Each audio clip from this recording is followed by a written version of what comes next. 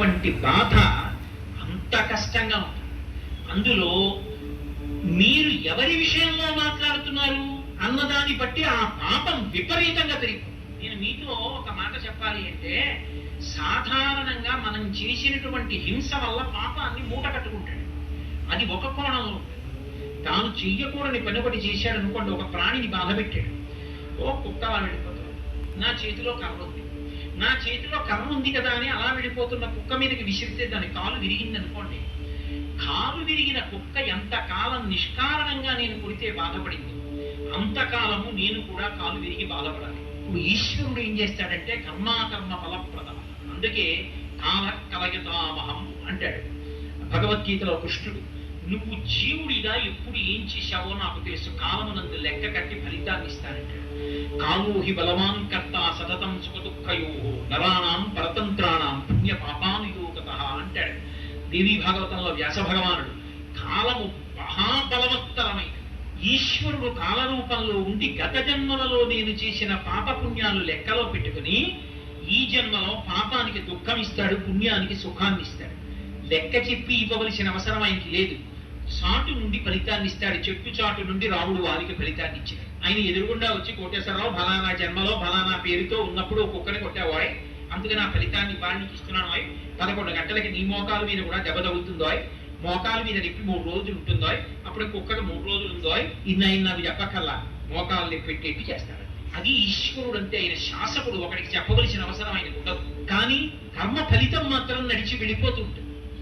ఇందులో మీరు ఒక్క విషయాన్ని జ్ఞాపకం పెట్టుకోవాలి. నేను ఒక కుక్కని కొట్టాను అనుకోండి, అది మళ్ళీ ఆ దెబ్బ రూపంలో నన్ను బాధిస్తుంది. ఇప్పుడు నేను ఈ జన్మలో భక్తిగా ఉన్నాను అనుకోండి, ఈశ్వర ఎప్పుడో తప్పు చేసి ఉంటాను, లేకపోతే ఎందుకు మనుష్య జన్మ వస్తుంది? మనుష్య జన్మ అంటే పాప ఫలితం పుణ్య ఫలితం రెండూ అనుభవించాలి. కానీ తండ్రి బాధ పెట్టదు.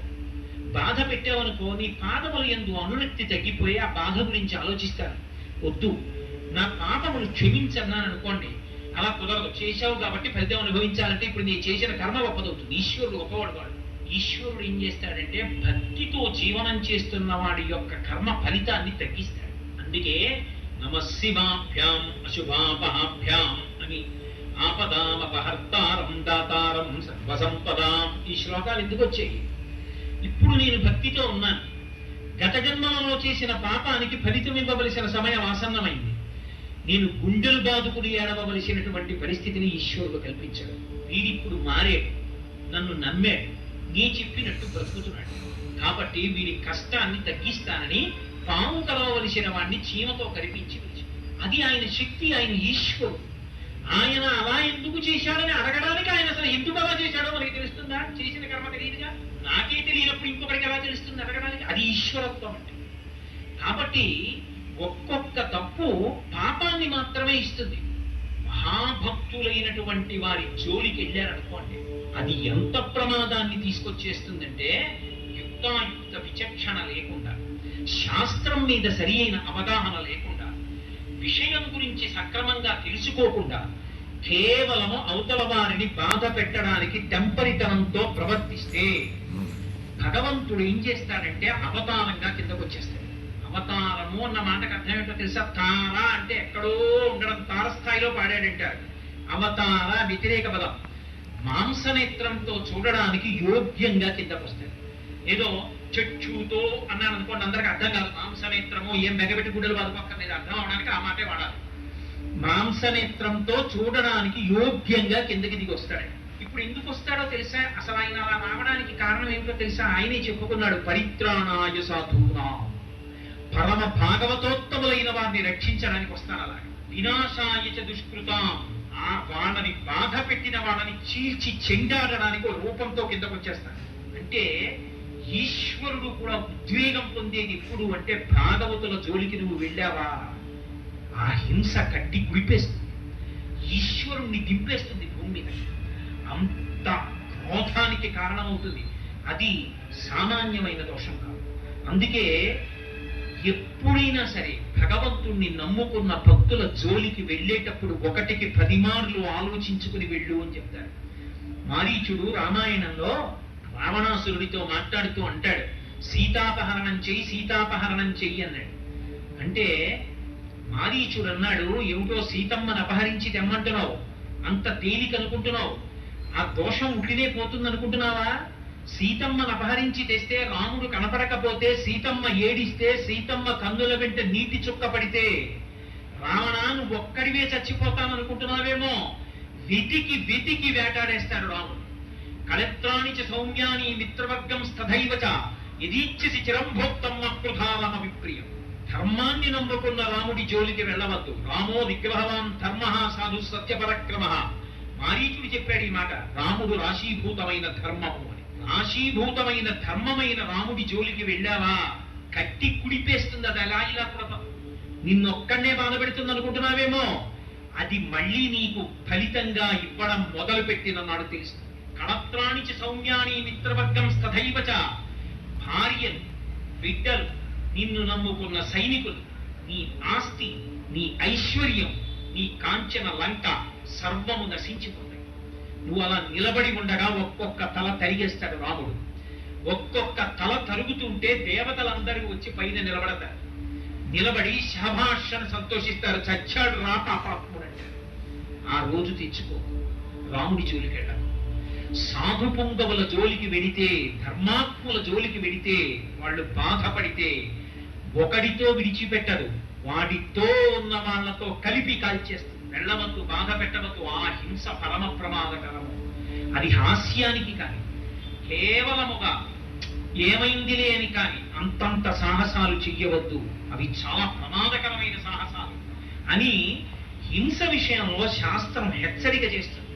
అందుకే భాగవతంలో దేవతలందరూ ప్రార్థన చేస్తే శ్రీ మహావిష్ణువు మాట్లాడతారు. ప్రహ్లాదోపాఖ్యానంలో మాట్లాడుతూ ఆయన ఒక మాట అంటారు. శుద్ధ సాధులందు సురలందు, శుద్ధ సాధులందు సురలందు, శృతులందు, గోవులందు, విప్రకోటియందు, ధర్మ పదవియందు, తగిలినాయందు వాడెన్నడలుగు నాడు హింస పొందు అన్నాడు. ఇదే మాట వాడాడు. హింస పొందు అన్నాడు. అల్లా ఇల్లా ఉండదు నేను పెట్టే బాధ. ఎంత కాలానికి నేను పెట్టిన బాధ గుర్తు తెచ్చుకుని మిగిలిన వాళ్ళు ఉలిక్కి పడతారు. అమ్మబాబోయ్ అంటారు. వినడానికి, చదవడానికి భయపడతారు. అలా చదువుతారు. అందుకే ప్రహ్లాదుడి జోలికి వెడితే హిరణ్యకశిప సంహారం మామూలుగా చేశాడా? మామూలుగా చేయలేదు. అవతల బ్రహ్మగారికి ఇచ్చిన మాట నిలబెట్టి తొడవ మీద పడుకోబెట్టి గోళ్లతో కడుపు చీల్చేశాడు. గుండెలు బద్దలగొట్టేశాడు. ఇత్తులు తాగేశాడు. ఎందుకు ఆవేశం? నరసింహావతారం గురించి జరిగితే ఎందుకు ఉలిక్కి పడతారు? పరమ భాగవతోత్తముడైన ప్రహ్లాదుడి జోలికి వెళ్ళాడు. అందుకే ఆయన చెప్పాడు, నేను ఎప్పుడు విపరీతమైన కష్టాలు ఇస్తానో తెలుసా? శుద్ధ సాధులం, నన్ను నమ్ముకుని బ్రతుకుతున్న వాడి జోలికెడితే. శుద్ధ సాధులందు సురలం, దేవతల జోలికెళ్ళి అదే పనిగా దేవతల్ని నింద చేస్తే. శుద్ధ సాధులందు సురలందు శృతులందు వేదాన్ని నింద చేస్తే. శుద్ధ సాధులందు సురలందు శృతులందు గోవులందు, గోవుని హింస పెట్టినా, గోవుని సంహరించినా, గోవుని కొట్టినా, గోవుని బాధ పెట్టినా. విప్రకోటియం, వేదం చదువుకుని భగవంతుణ్ణి నమ్ముకుని పరమ భక్తితో జీవనం చేస్తున్న వాళ్ళ జోలికి వెడితే, అటువంటి బ్రాహ్మణులను చెనకితి. విప్రకోటియం, ధర్మ పదవీయం, ధర్మం జోలికెళ్ళి ధర్మాన్ని పాడు చేస్తే. తవిలి నాయం, చిట్ట చివరికి నన్ని ధిక్కరిస్తే. తవిలి నాయం, వాడెన్నడలుగు నాడు హింస పొందు. వాడు ఎప్పుడు వాటి జోలికెళ్ళి పాడు చేస్తాడో ఆ నాడు వాడు హింస పొందుతాడు. అంటే విడిచిపెట్టడం అన్న మాట ఉండదు. వాడు పడిన కష్టాలు జ్ఞాపకం తెచ్చుకొని మిగిలిన వాళ్ళు ఒళ్ళు దగ్గర పెట్టుకునేటట్టు చేస్తారు. తస్మాత్ జాగ్రత్త అన్నాడు. అందుకే హింస చెయ్యడం అనేటటువంటిదే పరమ ప్రమాదకరం. ఆ హింస పెద్దలైనటువంటి వారు, పరమ భాగవతోత్తములైనటువంటి వారి జోలికి వెళ్ళేటప్పుడు 1కి 10 మార్లు ఆలోచించి వెళ్ళాలి. లేకపోతే అక్కరలేనటువంటి కష్టాలన్నీ వస్తాయి. అక్కడతో పోదు. శాస్త్రం చెప్పిన మాట ఏమిటో తెలుసా? ఎవడు పరమ భక్తుడైనటువంటి వాడి జోలికి వెళ్ళి వేటాడతాడు.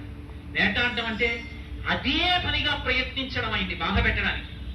ఆ పాపాన్ని ఈశ్వరుడు లెక్కలో పెట్టుకుంటే నేను ఎన్ని ఫలితాలు ఇస్తానని చెప్పాడో తెలుసా? అలా చేస్తే ఇదే మాటలు వాడారండి పోతన గారు భాగవతంలో.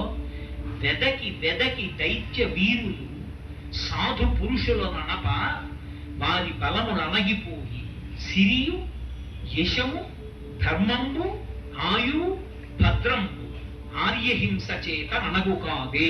ఇది భాగవతం యొక్క తీర్పు. ఆర్యహింస, ఆర్యులు అంటే భగవంతుణ్ణి నమ్ముకుని బ్రతుకుతున్నవాడు. వాడు అమాయకుళ్ళ చేతకాని వాళ్ళ కనిపించాడని నువ్వు భక్తుల జోలికి వెడితే ఇన్ని ఇస్తానని చెప్పాడో తెలుసా? వెళ్ళావు కాబట్టి నీకు తెలియదు, నీ బలం అణిగిపోవడం ప్రారంభమైపోతుంది. వెదకి వెదకి దైత్యవీరులు సాధువుల ననపా వారి బలములు అణగిపోయే. ఆ వాళ్ళని బాధ పెట్టాననుకుంటున్నావు, నీ బలం అణిగిపోతుంది. 2, యశము, కీర్తి నశించిపోతుంది. ధనము క్రమక్రమంగా కలిసి రావడం పోయి ఐశ్వర్యం మధ్య పతనమైపోతుంది. అందుకే సిరియు, దానితో పాటు యశము, ధర్మం, ఆ బుద్ధి వ్యగ్రతని పొందేస్తే ధర్మం పోతుంది మనిషిలో. ధర్మం, ఆయుర్దాయం క్షీణించిపోతుంది. భాగవతుల జోలికి వెళ్ళాడు కాబట్టి. స్వర్గం, ఉత్తమ లోకాల్ని పొందడు, శరీరం పడిపోయిన తర్వాత పాపకూపంలో పడిపోతాడు. స్వర్గం వీటిపో, ఇవన్నీ కూడా నశించిపోతాయి. ఎందుచేత? ఆర్యహింస చేత ననగు కాదే. ఆర్యుల జోలికి వెళ్ళి పెద్దలైనటువంటి వారిని బాధ పెడితే ఆ బాధ కారణంగా అన్ని ఉపద్రవాలు వస్తాయి. అందుకే హింస అన్న మాటని అన్వయం చేసుకునేటప్పుడు నీ వలన హింస జరుగుతోందా అని ఆలోచించుకున్నప్పుడు పొరపాటున కూడా భగవంతుణ్ణి నమ్ముకున్న భక్తుల జోలికి వెళ్ళవద్దు. ఆయన పైకి ఎలా కనపడనివ్వండి, కేవలం ఆయన భజన చేసుకునేవాడు కానివ్వండి. ఆయన మహావిద్వాంసుడా, శాస్త్రం తెలిసిన్నవాడా, ఇవి కాదు. ఆయన భగవంతుణ్ణి నమ్ముకుని ఎప్పుడు భగవన్నామాన్ని భజన చేసుకుంటూ కూర్చుంటాడంతే. తొందరపడి ఆయన మీద పరిహాసమాడడం, తొందరపడి ఆయన మనసు ఖేదపడేటట్టుగా ప్రవర్తించడం చెయ్యవద్దు. ఎందుచేత? ఎలా ఉన్నాడన్న దాన్ని బట్టి కాదు, ఆయన భగవంతుణ్ణి నమ్ముకుంటున్నాడు. వెళ్లకుండా ఉండు, అదే నీ జీవితానికి మంచిది. కాబట్టి ఆర్యహింస చేత అనగు కాది. ఇది భాగవతంలో హింసకి సంబంధించినటువంటి విషయం మీద పెట్టి చెప్పినటువంటి పరమాద్భుతమైనటువంటి తీర్పు. అయితే మీరు నన్ను ఒక ప్రశ్న ఇయ్యొచ్చు, ఏమండి అయితే భగవద్భక్తులైనటువంటి వారి జోలికి వెళ్ళినంత మాత్రం చేతనే ఇటువంటి ఉపద్రవాలు వస్తాయా అంటే, సామాన్యంగా ఎవరి జోలికి వెళ్ళినా కూడా పాపం మూట కట్టుకుంటాడు. భాగవతుల జోలికి వెళ్ళడం మరింత ప్రమాదకరం. ఏదో బ్యాటరీ లైట్ లో 3 బ్యాటరీలు ఉండగా చేయి పెడితే చిక్కుకోమనడానికి, ఇంట్లో కరెంటు ఉండగా ఫ్యూజులో చేయి పెడితే ధన్మని షాక్ కొట్టడానికి, ట్రాన్స్ఫార్మర్ మీద ఎక్కి ముట్టుకుంటే షాక్ కొట్టడానికి తేడా ఉండవండి. 3 షాకులు ఒకలా ఉంటాయా? దేని శక్తి దాందే విద్యుద్ఘాతం. కాబట్టి ఏదైనా పొరపాటే, నువ్వు అలా ముట్టుకోకూడదు. కానీ కోరి ట్రాన్స్ఫార్మర్లు ఎందుకు ముట్టుకుంటావు? అందుకే అది ఎక్కకూడదు, దాని మీద పుర్రె బొమ్మ 2 ముక్కలు వేశారు. అదే భాగవతంలో పోతనగా. వెళ్ళకు దాని జోలికి, పరమ ప్రమాదం ఒక జన్మతో పోదు, కొన్ని జన్మలు కట్టి కుడుపుతుంది. ఎందుకురా నీకు? దాని జోలికి వెళ్ళకు, అటువంటి హింస చెయ్యవద్దు అన్నారు. ఇది సాధు పురుషుల విషయంలో ఎంత అన్వయం అవుతుందో సాధు జంతువుల విషయంలో కూడా అంతే అన్వయం. అది విచిత్రం. అందుకే పరీక్షిత్ మహారాజు గారు మాట్లాడుతూ ఒక మాట అంటాడు. ఆయన కలిపురుషుడి దగ్గర మాట్లాడుతున్నప్పుడు భూదేవి వంక తిరిగి ఒక మాట అన్నాడు.